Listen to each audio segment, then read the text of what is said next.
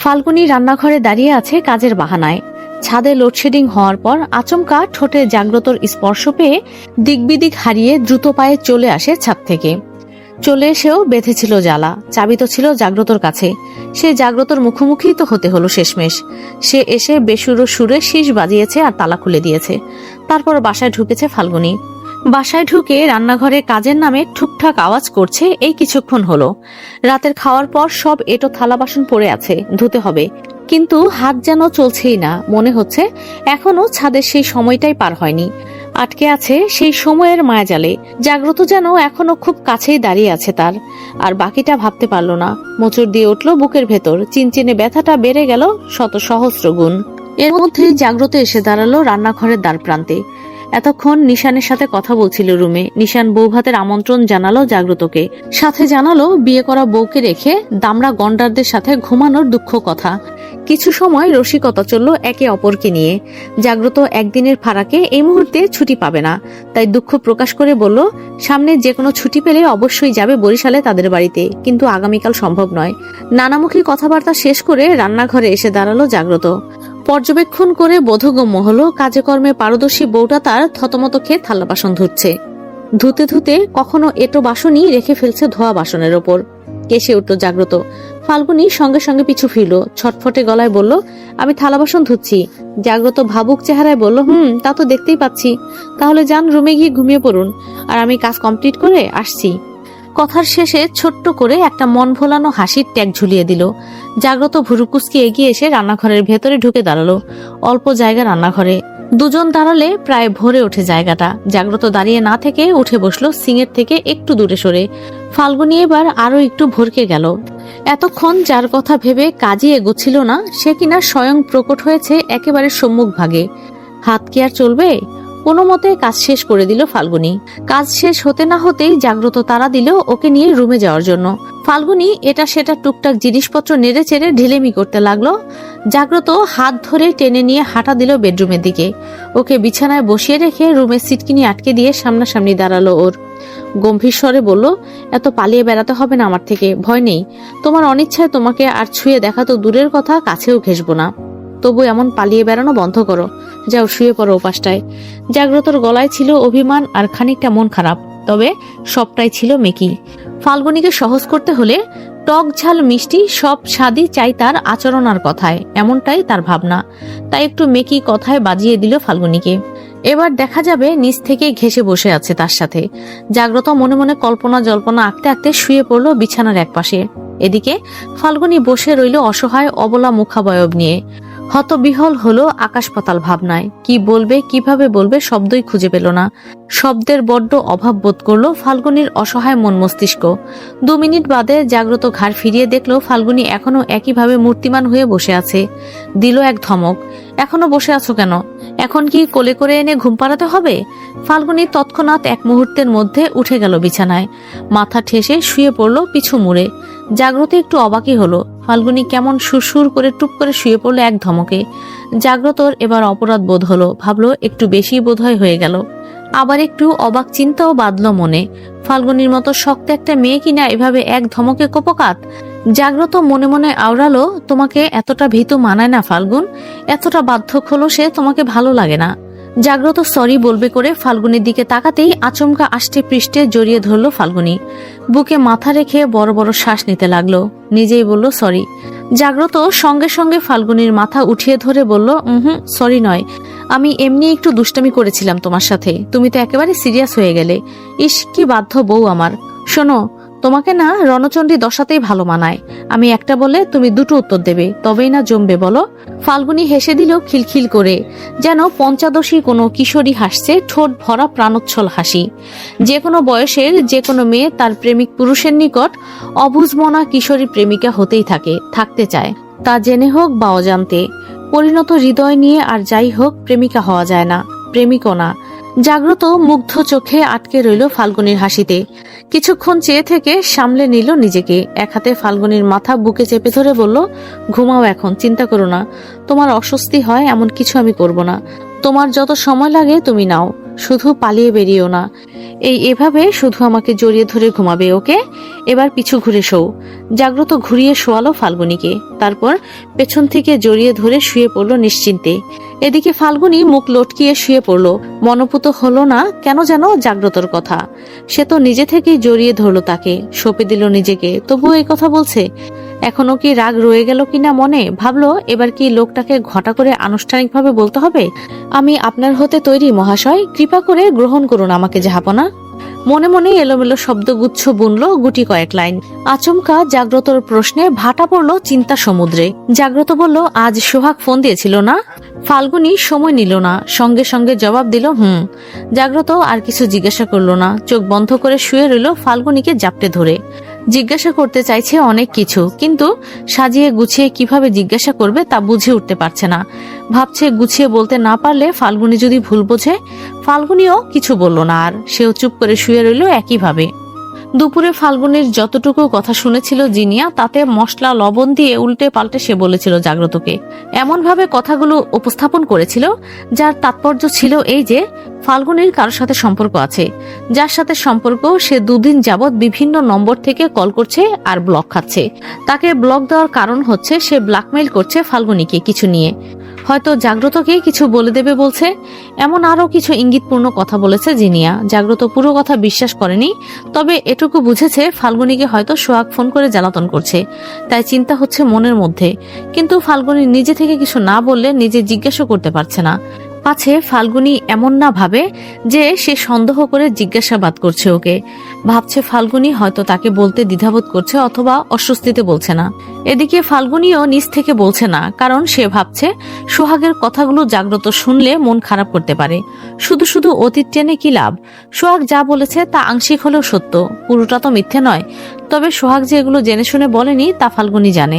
সে আন্দাজে ঢিল ছুঁড়েছিল ফাল্গুনীর ডায়েরিতে ফাল্গুনীর লেখা 4 লাইনের একটি কবিতার উপর ভিত্তি করে। গতকাল সোহাগের কল আসার খানিক আগে সোহাগের মামি, অর্থাৎ যাদের বাসায় ফাল্গুনী 4 বছর থেকেছে, তার কল এসেছিল। সে বলেছে সোহাগ নাকি বরিশাল ফিরে গিয়ে ফাল্গুনীর জন্য বরাদ্দকৃত রুমটাতে গিয়ে থাকতে শুরু করেছে। ফাল্গুনীর যাবতীয় জামা কাপড়, দরকারি জিনিসপত্র সব বাইরে বের করে দিয়েছে, কিন্তু একটা ডায়েরি রেখে দিয়েছে আড়াল করে। ডায়েরিটা প্রয়োজনীয় বা গোপনীয় কিনা তা জিজ্ঞেস করতেই ফোন করেছিলেন তিনি, কারণ সে জানে তার ভাগ্নে পছন্দ করত ফাল্গুনীকে। ডায়েরি নিয়ে কোনো কাণ্ড না বাধায় সেই ভয়েই ফোন করেছে তৎক্ষণাৎ। সেই ডায়েরিতে তেমন গোপনীয় কিছু লেখা ছিল না, ছিল কিছু রোজ নামচা আর ছিল 2-3টে কবিতা। তন্মধ্যে একটি কবিতা ছিল জাগ্রতকে নিয়ে লেখা। বিয়ের প্রথম 6 মাসের সংসার জীবনে লিখেছিল ফাল্গুনী। বড্ড অভিমানী কিছু এলোমেলো শব্দগুচ্ছ গুছিয়ে লেখা 4 লাইনের অবুঝ অনুভূতি। কবিতাটি হলো, মন ছুঁয়েছ ছৌনি শরীর, তাতেই এমন হাল, যদি ছুতে আমার হতে তবে হতো মোর কাল, ভাগ্যিস তোমা মোহ ছিল অন্য কোনো নারী, নচেত পচে গলে যেতাম মোরে যুদ্ধ হতো জারি। ঝিমলি আর জাগ্রতকে উদ্দেশ্য করে তখনকার সময়ে লেখা ছিল এটা। বড্ড অভিমান নিয়ে লেখেছিল। জাগ্রতকে ফোনে বলতে শুনেছিল ঝিমলি অনেক সুন্দরী, তাকে যেদিন প্রথম দেখতে গিয়েছিলাম সেদিনই খুব পছন্দ করে ফেলেছিলাম।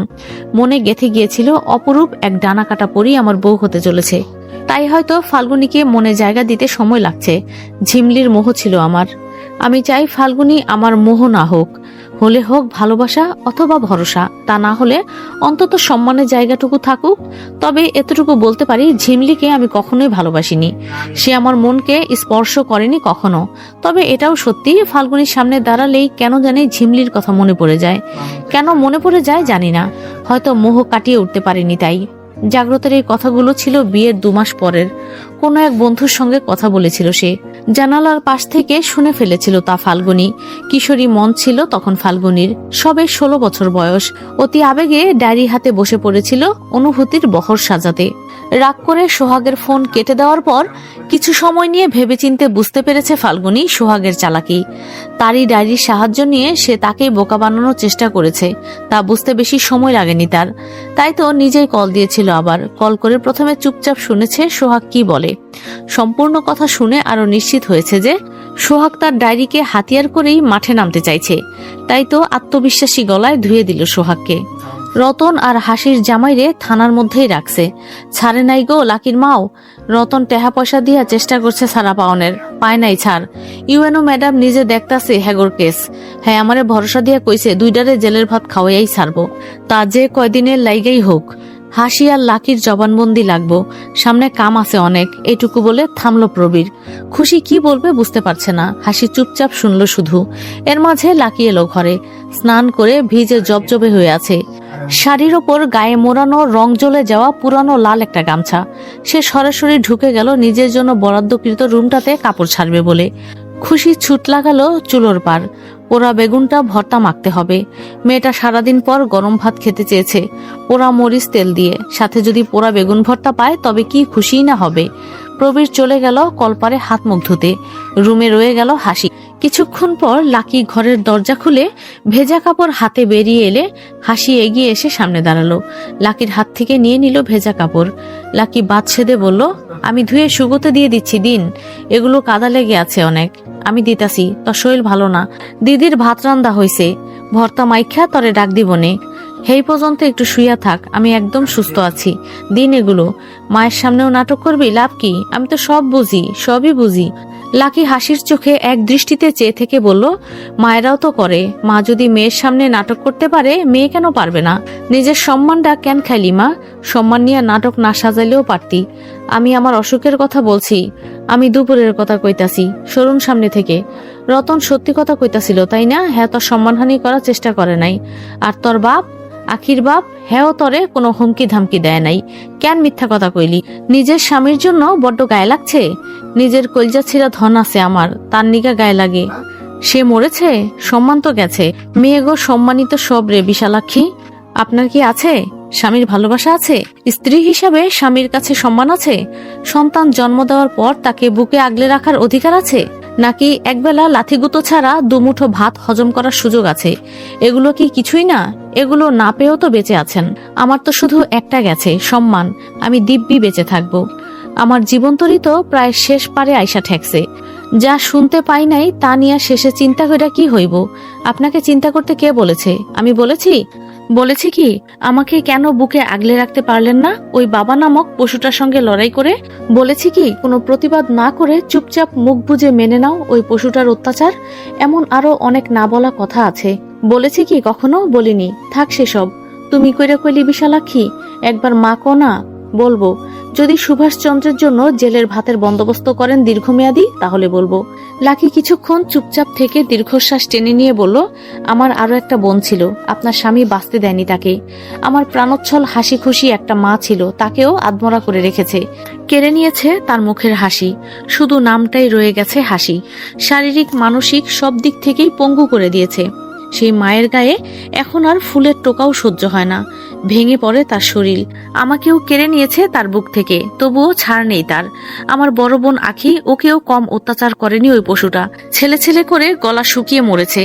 ছেলে পাওয়ার পর যত্ন কোথায়? গ্যারেজে কাজে লাগিয়ে দিয়েছে টাকার ধান্দায়। আখি তবুও নিজের গরজে নিজে টিউশনি পড়িয়ে পার হয়ে গেছে লেখাপড়া করে। কিন্তু শুভ, ওর ভবিষ্যৎটা গ্যারেজে খুঁটি গেড়ে আটকে দিল। আমার মা তো আর প্রতিবাদ করবে না, তাই আমি আমার সম্মানের বিনিময়ে বেছে নিয়েছি লোকটার শাস্তি। যা যা বলেছি তার নামে খুব একটা সুবিধা করে উঠতে পারবে না। ঘুরিয়ে পেঁচিয়ে বলেছি, অল্প কিছু মিথ্যেও বলেছি, তবে পুরোপুরি অগ্রহণযোগ্য কিছু তো বলিনি। দোষীকে দোষারোপ করেছি মিথ্যা বলে, তাতে অন্যায় হবে না। এখন যদি আমার মা তার সন্তানকে সাহস জুগিয়ে পাশে দাঁড়ায়, মুখ খোলে ওই পশুটার বিরুদ্ধে, তাহলেই সার্থক হবে আমার বলিদান। দেখি কি করে সেই মা। লাকি হাসির হাত থেকে কাপড় টেনে নিয়ে বাইরে চলে গেল। হাসি দাঁড়িয়ে রইল ঠায়। 3 ভাইয়ের সঙ্গে গাদাগাদি করে বিছানায় শুয়ে আছে নিহান। একজন নাক ডাকছে ঘরঘর করে, একজন হাত পা উঠিয়ে জাপটে ধরে শুয়ে আছে, আরেকজন তো আরো এক কাঠি উপরে আছে। একটু পরপরই সে ভাষণ দিয়ে কি সব বলে উঠছে চিৎকার করে। নিশান শুভর পশ্চাৎ দেশে লাথি বসিয়ে বিড়বিড় করে বলল, বেটা রাজনীতি করিস, কলেজে গিয়ে কর না, আমার কানের গোড়ায় কেন করছিস? শালা এসেছিস পর থেকে আমার বউয়ের মাথা খেয়েছিস, শুভ নামটার ফয়দা লুটে। কান ভাঙিয়েছিস আমার নামে, এখন আবার আমার কানের মাথা খাচ্ছিস, ঘুমোতে দিচ্ছিস না। কোথায় ভেবেছিলাম আজ বউ নিয়ে রাত জাগবো, কি কপাল আমার, রাত জাগতে হচ্ছে গন্ডারদের সাথে। কোনো মতে রাত কাটালো নিশান। ভোর হতে না হতেই উঠে গেল বিছানা ছেড়ে। রুম ছেড়ে সরাসরি গিয়ে ঢুকলো মায়ের রুমে। চন্দনা উঠে গেছে আরো অনেক আগেই। সে এখন রান্নাঘরে সকালের খাবার তৈরি করছে। নিশান গিয়ে বাবার পাশে শুয়ে পড়লো। অন্তত ভোরটুকু তো ঘুমানো যাক। ভোর হতে না হতেই আঁখি উঠে পড়েছে। রান্নাঘরের আশেপাশে কিছুক্ষণ ঘুরঘুর করেছে শাশুড়ি মা আর মামিদের হাতে হাতে সাহায্য করবে বলে, কিন্তু চন্দনা এক ধমকে পাঠিয়ে দিয়েছে রুমে। সবগুলো মেয়েকে বলেছে আখিকে সঙ্গ দিতে, যাতে তার একা না লাগে। বেলা গড়াতেই বাড়িতে আগমন হলো দোলা, গৌরব আর তার দুই ভাই বোনদের। ওদিকে সাজসজ্জার জন্য লোক এসে গেছে। কাজ শুরু করে দিয়েছে তারা। গমগমে পরিবেশ এখন পুরো বাড়ির আনাচে কানাচে। দোতলা বাড়িটার ওপরতলা ভাড়া দেওয়া। ওপরতলায় থাকে অরিন্দের পরিবার। অরিন্দের গতকাল সন্ধ্যায় আমন্ত্রণ জানাতে গেছিল চন্দনা। চন্দনার কষ্ট হচ্ছিল, আর কেউ না জানুক সে তো জানতো মেয়েটা কতটা পছন্দ করত নিশানকে। মেয়েটাকে বেশ মনে ধরেছিল চন্দনার, আর তাই তো মনে মনে নিশানের বউ করবে ভেবে নিশানকে বলেছিল অরিনের কথা। কিন্তু তা আর হলো কোথায়। অরিন গতকাল সন্ধ্যায় মামাবাড়ি চলে গেছে কিছুদিন বেড়াতে যাওয়ার বাহানায়। নিশানকে অন্য কারোর সাথে দেখতে বড্ড কষ্ট হবে যে। আখি ভেবেছে নিশানকে একটু বলবে বাড়িতে ফোন করে মায়ের খোঁজ নিতে। বুকটা যেন ফেটে পড়ছে মায়ের গলার আওয়াজ শোনার জন্য। ভাবছে কি জানি সে চলে আসার পর ওই লোকটা কি করেছে মায়ের সাথে। কিন্তু নিশানকে বলতেও দ্বিধা হচ্ছে মনে। সে তো বলেছিল ওই বাড়ির কারোর সাথে কোনো সম্পর্ক রাখা যাবে না। মায়ের সাথেও কি না। দুপুর গড়াতে না গড়াতেই বাড়ি ভর্তি হয়ে গেল আত্মীয় স্বজনে। যাদের আমন্ত্রণ জানানো হয়েছে তাদের কেউই বাদ যায়নি। সবাই এসেছে নিশানের বউ দেখবে বলে। হঠাৎ করে এমন বউ নিয়ে উদয় হয়েছে ছেলেটা। কেমন বউ আনলো তা দেখতে হয় না। তাই তো সবাই ছুটে এসেছে নিমন্ত্রণ পেয়ে। সবাই আখিকে দেখে পছন্দ করলেও আখির পরিবার সম্পর্কে কেউ কিছুই জানে না। এক একজন এক এক ধরনের কথা বলাবলি করছে নিজেদের মধ্যে। কেউ চন্দনাকে জিজ্ঞাসা করছে, তো কেউ সরাসরি আখিকেই চেপে ধরছে। নিশান আখিকে বলে দিয়েছে যা বলার সে নিজে বলবে সবাইকে সময় মতো। তাই সে যেন কারো প্রশ্নের জবাব না দেয়। একজন একটা প্রশ্নের জবাব পেলে 10 জনে 10টা প্রশ্নের ঝুলি খুলে বসবে। তাই প্রশ্নোত্তর পর্বে না যাওয়াই ভালো। এমন কথা শোনার পর আখি শুধু মাথা নেড়ে সায় জানিয়েছে কাঠের পুতুলের মতো। তাতেও এক ধমক খেয়েছে নিশানের কাছে। নিশান বলেছে অমন কাঠের পুতুলের মতো মাথা নাড়ছ কেন? দুই একটা প্রশ্ন তো করতে পারো। চুপ থাকা ভুলে কথা শেখো, এটা খুব দরকার। আর যা বলেছি মনে থাকে যেন। সবার প্রশ্নের জবাবে শুধু আমার নাম বলবে। বলবে আমি সবার উত্তর দেব। সকালের খাবার শেষে বোনদের ঘর থেকে বিদায় করেছিল কিছু মুহূর্তের জন্য। তখন উপদেশ দিয়ে গেছে আখিকে। সাথে দিয়ে গেছে কপালের মাঝ বরাবর ঠোঁটের উষ্ণ এক স্পর্শ। দুপুরের খাবারের পর আখিকে সাজাতে বসানো হলো। সাজাবে মিতু আর হেল্পার হবে বাকি 3 বোন। এদিকে নিশানকে ধুতি পরানোর দায়িত্ব নিয়েছে শুভ, দীপ আর অয়ন। 3 জনে মিলে হিমশিম খাচ্ছে নিশানকে ধুতি পরাতে গিয়ে। নিশান নিজেই পারে ধুতি পরার কাজ, তাও নিজে পড়ছে না।